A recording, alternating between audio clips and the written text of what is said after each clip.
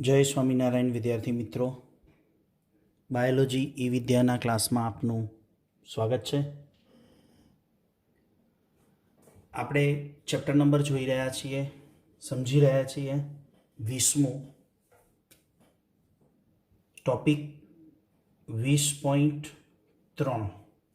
ચેપ્ટરનું નામ છે હલનચલન અને પ્રચલન. હલનચલન અને પ્રચલન માટે બોડીમાં સ્નાયુ અને હાડકાં, કંકાલ, એક મસલ્સ અને બીજું છે સ્કેલેટોન. આપણે હવે ચર્ચા કરવાની છે હ્યુમન સ્કેલેટોન, મનુષ્યનું કંકાલ તંત્ર. મનુષ્યનું કંકાલ તંત્ર શાનું બનેલું છે? અસ્થિ અને થોડા કાસ્થિ. મોટે ભાગે મનુષ્યનું કંકાલ તંત્ર અસ્થિ એટલે કે મોટા ભાગના શું આવેલા છે? અસ્થિ છે, અને થોડાક પ્રમાણમાં કાસ્થિ પણ જોડાયેલા છે.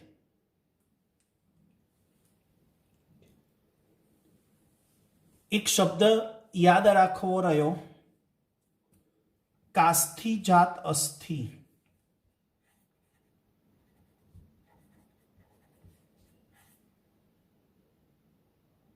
કાસ્થિ જાત અસ્થિ એટલે શું?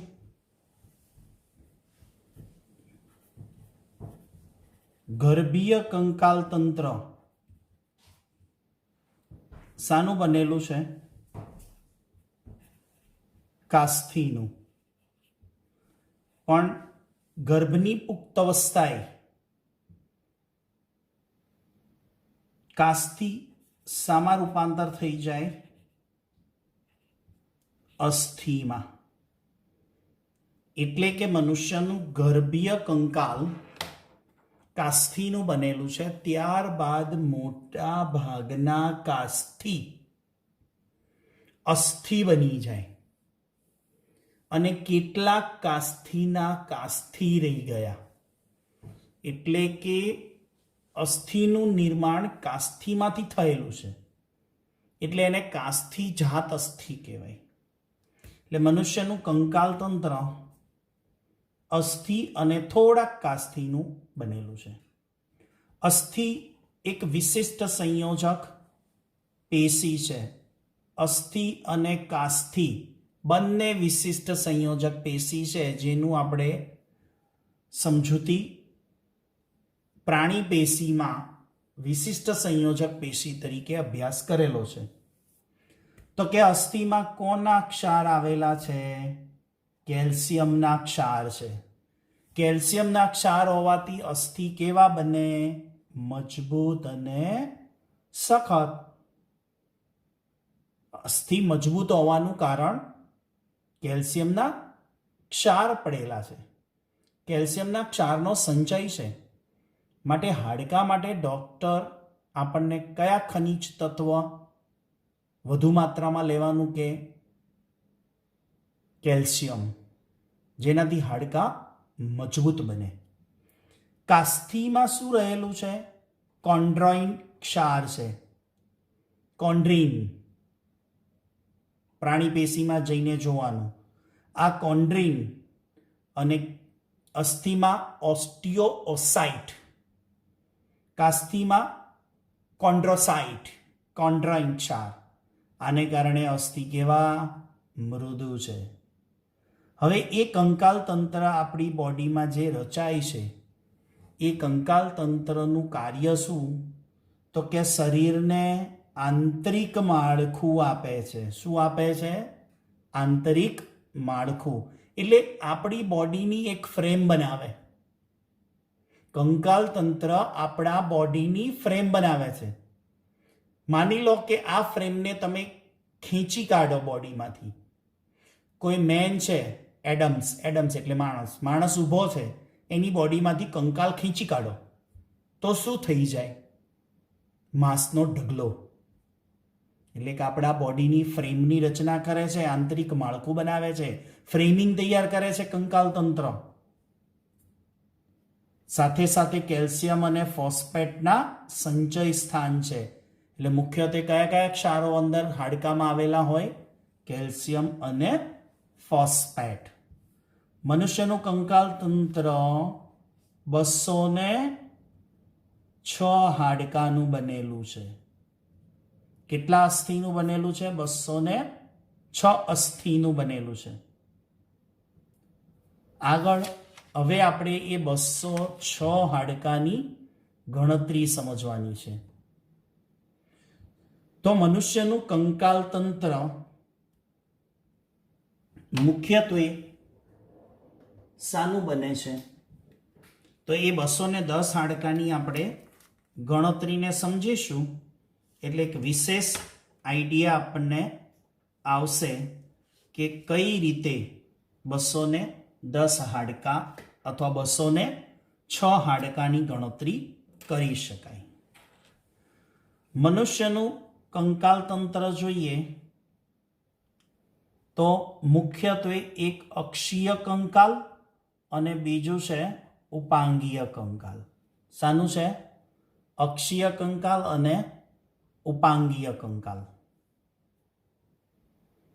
અક્ષીય કંકાલ એ ક્યાં આવેલું છે?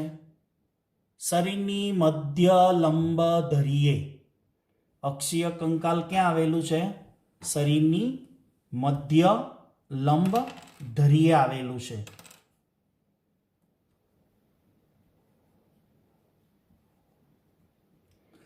હવે અક્ષીય કંકાલની વાત કરીએ તો જે શરીરની મધ્ય લંબ ધરીએ આવેલા અસ્થિ છે એ કયા કયા હોય? એક ખોપરી, બીજા છે કરોડસ્તંભ, ત્રીજા ઉરો અસ્થિ, ચોથું પાંસળીઓ. યાદ રાખજો, અક્ષીય કંકાલ શાનું બને? ખોપરી, કરોડસ્તંભ, ઉરો અસ્થિ અને પાંસળીઓ. તો આપણે પહેલા સમજીએ ખોપરીના અસ્થિ. ખોપરીના કેટલા અસ્થિ છે? 22 અસ્થિ છે. એ ખોપરીમાં કયા કયા અસ્થિ આવે? મસ્તક પેટીના અસ્થિ અને ચહેરાના અસ્થિ. મસ્તક પેટીના કેટલા અસ્થિ આવશે? 8. જ્યારે ચહેરાના કેટલા અસ્થિ આવશે? 14. ચોપડીમાં વિદ્યાર્થી મિત્રો ખોપરીના અસ્થિ 22 આપ્યા છે. એકદમ સાચું છે, નીટમાં પૂછાઈ ગયું છે. કેવી રીતે 22નો સરવાળો કર્યો ખોપરીના અસ્થિનો? મસ્તક પેટીના 8 અને ચહેરાના 14. 14 ને 8 કેટલા થાય? 22. અન્ય રેફરન્સની અંદર ખોપરીના 29 અસ્થિની ગણતરી છે. કેવી રીતે? તો કે મધ્યકર્ણના અસ્થિ કેટલા? 6. મધ્યકર્ણ એટલે યાદ કરો હથોડી, એરણ અને પિંગળું. આ 3 અસ્થિ છે ને, હથોડી, એરણ અને પિંગળું, આ 3 અસ્થિ એટલે મધ્યકર્ણના અસ્થિ. કેટલા કાન આપણા? 2. તો મધ્યકર્ણ કેટલા હોય? 2. તો ટોટલ કેટલા અસ્થિ થાય મધ્યકર્ણના? 6. અને દ્વિતઅસ્થિ જે મુખ ગુહાના તળિયાની રચના કરે. આપણી જે મુખ ગુહા છે એનું જીભની નીચેનું તળિયું જેને દ્વિતઅસ્થિ કહેવાય એ 1. એટલે 22 ને 6 28 અને 1 29. એટલે મેં અહીંયા ખોપરીના કેટલા લખ્યા છે? 29. કરોડ સ્તંભના કેટલા થાય? 26. ઉરો અસ્થિ કેટલા? 1. અને પાંસળીઓ કેટલી? 24. ટોટલ મારો 29 ને 1 30. 26 અને 24 કેટલા થાય? 50. 50 અને 30 કેટલા થયા? 80. તો અક્ષીય કંકાલ શું આવે? 80. હવે આપણે કરોડ સ્તંભ જોઈશું. કરોડ સ્તંભના 26 કેવી રીતે અને પાસળીઓના 24 કેવી રીતે? જો કરોડ સ્તંભના અસ્થિ કેટલા છે? 26. 26માં કરોડ સ્તંભ એટલે મણકા ગણવાના. એક તો ગરદન, ગ્રીવાના મણકા, ગ્રીવા કશેરુકા કેટલી? 7. ઉરસીય કશેરુકા કેટલી? 12. કટી કશેરુકા કેટલી? 5. ત્રિકાસ્થિ કેટલા? 1. અને પુચ્છાસ્થિ કેટલા? 1. તો ગ્રીવાના 7, ઉરસના 12, કટીના 5, ત્રિકાસ્થિના 1 અને પુચ્છાસ્થિના 1. આ ટોટલ મારો એટલે કરોડના મણકા કેટલા થાય? 26. તો કરોડમાં કેટલા મણકા આવેલા છે? 26 મણકા, જેને આપણે કરોડ સ્તંભના અસ્થિ તરીકે ગણતરીમાં લેવાના હોય. ઉરો અસ્થિનું એક જ અસ્થિ છે જે ચપટું છે. એટલે ઉરો અસ્થિ એટલે છાતીના સેન્ટરમાં જે નાનું ચપટું અસ્થિ છે જે પાંસળીઓને આગળની બાજુથી જોડે છે. હું ડ્રો કરી અને નેક્સ્ટ વિડીયો લેક્ચરમાં આપણે કરોડ સ્તંભ, પછી ઉરો અસ્થિ, પાંસળીઓ એ બધાને આપણે સમજાવીશું રચનાઓ. અત્યારે માત્ર 210 હાડકાની, 206 હાડકાની ગણતરી આ વિડીયો લેક્ચરમાં સમજાવેલી છે. પાંસળીઓ કેટલી છે? પાંસળીઓના અસ્થિ છે 24. એટલે કે કેટલી જોડ છે? 12 જોડ પાંસળીઓ એટલે કેટલી થાય? 24. ચલો, સાચી પાંસળીઓ 1 થી 7 જોડ, ખોટી પાંસળીઓ 7 જોડ, સાચી પાંસળીઓ 3 જોડ, ખોટી પાંસળીઓ 2 જોડ, તરતી પાંસળીઓ. પ્રશ્ન થશે કેવી રીતે સાચી, કેવી રીતે ખોટી ને કેવી રીતે તરતી? તો 3 પ્રકારની આપણી બોડીમાં પાંસળીઓ આવેલી છે. એક છે સાચી પાંસળી, જેમાં 1 થી 7 જોડ એટલે 7 જોડ થઈ ગઈ. ખોટી પાંસળીઓના નંબર છે 8મી, 9મી ને 10મી જોડ એટલે કેટલી થઈ? 3. અને અહીંયા થઈ તરતી પાંસળીઓ કયા નંબરની? 11મી અને 12મી જોડ એટલે આ કેટલી થઈ? 7 એટલે 14, 3 એટલે 6 અને 2 એટલે 4 થઈ ગઈ. 6 4 10 ને 4 24 પાંસળીઓ. તો યાદ રાખજો, આપણે આગળ શીખવાડીશું સાચી કેવી રીતે અને ખોટી કેવી રીતે. નેક્સ્ટ, ઉપાંગસ્થિ. ઉપાંગસ્થિ શાના બને? ઉપાંગસ્થિ બનશે મેખલા અને ઉપાંગના અસ્થિ. એટલે ઉપાંગીય કંકાલ કહેવાય ને. કયું કહેવાય? ઉપાંગીય કંકાલ. બીજું ટાઇટલ આપવું હોય તો એક તો અક્ષીય કંકાલ અને બીજું છે ઉપાંગીય કંકાલ. તો હવે ઉપાંગીય કંકાલમાં મેખલા છે અને ઉપાંગ અસ્થિ છે. સમજો, મેખલા શું કામની? કે આપણા આ ઉપાંગ અસ્થિ છે અને અક્ષીય કંકાલને જોડવાનું કામ કરે મેખલા. આગળ સમજાવીશું ત્યારે વિશેષમાં જોઈશું. મેખલાના અસ્થિમાં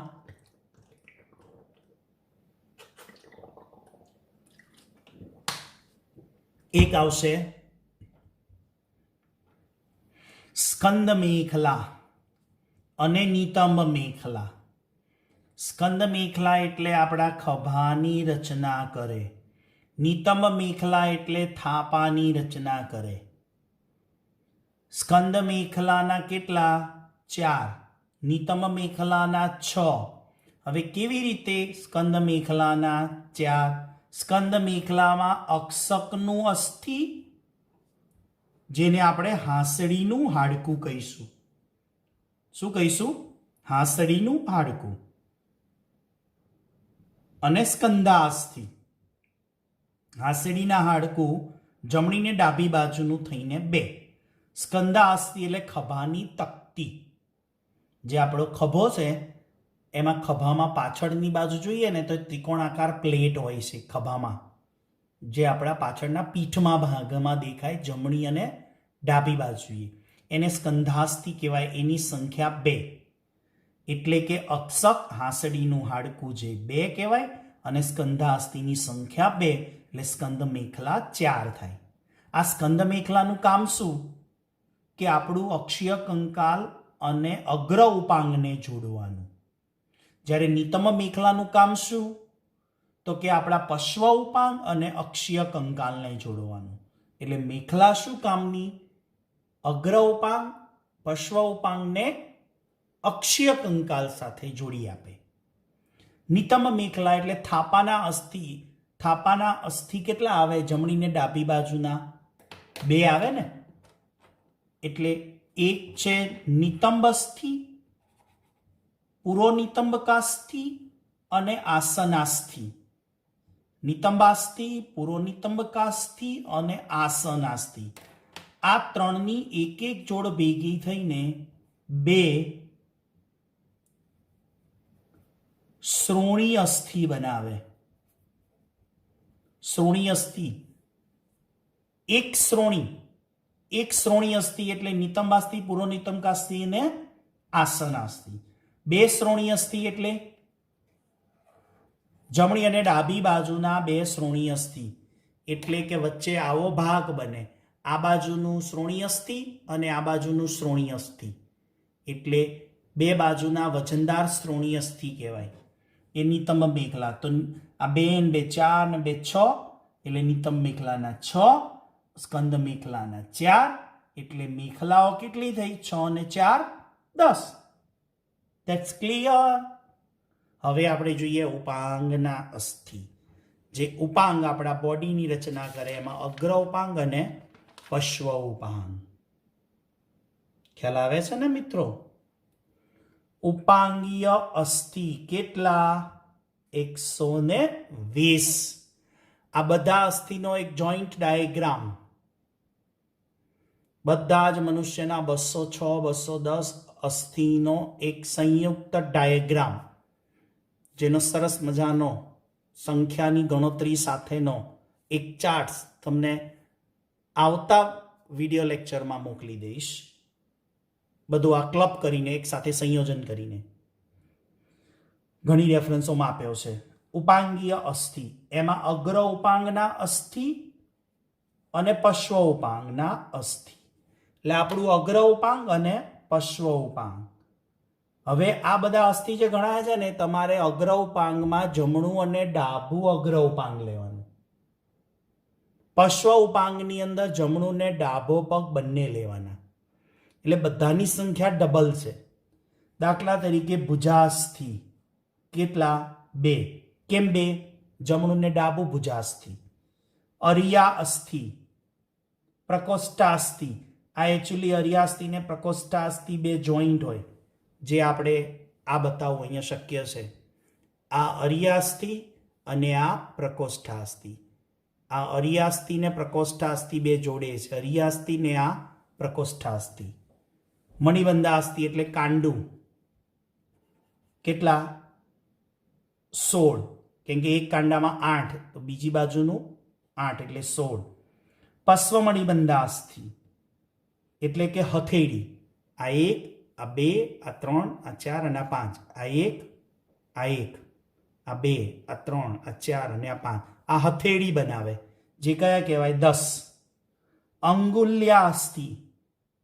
અંગુલ્યાસ્થિમાં જો અંગૂઠામાં કેટલા દેખાય? 2. આંગળીઓમાં કેટલા છે? 3. તો 4 તરીને 1, 2, 3, 4, 5, 6, 7, 8, 9, 10, 11, 12. આ 12 અને આ 2 14. 14 દુ 28. તો અંગુલ્યાસ્થિ કેટલા થયા? 28. આનું ટોટલ મારો તો કેટલા આવે? 60. સરસ મજાનો એક નીટમાં પ્રશ્ન પૂછાય તો અગ્ર ઉપાંગ અને પશ્વ ઉપાંગના અસ્થિનો તફાવત શું? 0. અગ્ર ઉપાંગ પશ્વ ઉપાંગ અસ્થિનો તફાવત એટલે બંને હાડકાની સંખ્યાની બાદબાકી કરવાની. તો 60 માંથી 60 જાય તો 0. સરસ ક્વેશ્ચન હતો. ચલો, પશ્વ ઉપાંગના અસ્થિ એટલે ઉર્વસ્થિ એટલે જાંઘનું અસ્થિ કહેવાય. આ ટીબિયા અને ફિબ્યુલા, હવે હાથ તો હમણાં અહીંયા હતો એટલે બતાવવું શક્ય હતું, પગ શક્ય નથી હો. એટલે કોઈ વિચારતા નહીં કે સાહેબ પગના અસ્થિ દર્શાવશે. ડ્રોઈંગ કરી બતાવીશ. ટીબિયા અને ફિબ્યુલા બે સાથે હોય એટલે ઉર્વસ્થિ 2, ટીબિયા અને ફિબ્યુલા એટલે 2 ને 4, ગુલ્ફા અસ્થિ એટલે ઘૂંટી, પગની ઘૂંટી કહેવાય. એના 14, એકમાં 7 અને 2માં 14. પશ્વ ગુલ્ફા અસ્થિ એટલે આપણું પદતલ 5 અને જમણા ડાભાના થઈને 10. અને અંગુલે અસ્થિ, હાથના અંગુલે અસ્થિની જેમ અંગૂઠામાં 2, આંગળીઓમાં 3 એટલે આંગળીઓ 4 તરી 12 અને અંગૂઠોને અંગુલ્યાસ્થિ જ કહેવાય. અંગૂઠાને આંગળી જ કહેવાય. એ તો આપણે થોડો સાઈઝમાં જાડો છે ને એટલે અંગૂઠો, આંગળીઓ. અંગુલ્યાસ્થિ એટલે અંગૂઠા સાથે ગણવાના. કેટલા? 14, 14 દુ 28. તો અગ્ર ઉપાંગના 60, પશ્વ ઉપાંગના 60. તો ઉપાંગીય કંકાલ કેટલું, ઉપાંગીય અસ્થિ કેટલા થયા? 60 દુ 120. પછી ઉપાંગીય અસ્થિ અને મેખલા કેટલા થયા? 120 અને મેખલા 10 એટલે ઉપાંગીય કંકાલ કેટલું થયું? 130. 130 ની અંદર અક્ષીય કંકાલને ગણતરીમાં લઈએ તો કેટલું થાય? 130 અને 80, 210. પેલા શ્રોણી અસ્થિ હતા ને, શ્રોણી અસ્થિ આ 2, 2, 4 ને 2, 6, આ 3 દુ બંનેને 2 લઈ લો તો કેટલા થાય? 206. એટલે આ પ્રમાણે 206. અને જો આને સેપરેટ ગણીએ, અલગ અલગ ગણીએ 6 તો કેટલા થાય? 210. ના ખ્યાલ આવે? બરાબર સમજજો. હાડકાની ગણતરી ડ્રો કરજો, એની સંખ્યા લખજો. કોઈ ખબર ના પડે તો વોટ્સએપના વોઇસ મેસેજ દ્વારા આપ મને જાણ કરી શકો છો. બનશે સત્વરે તમને જવાબ આપવામાં આવશે. આવતા વિડીયો લેક્ચર સુધી સૌને જય સ્વામિનારાયણ.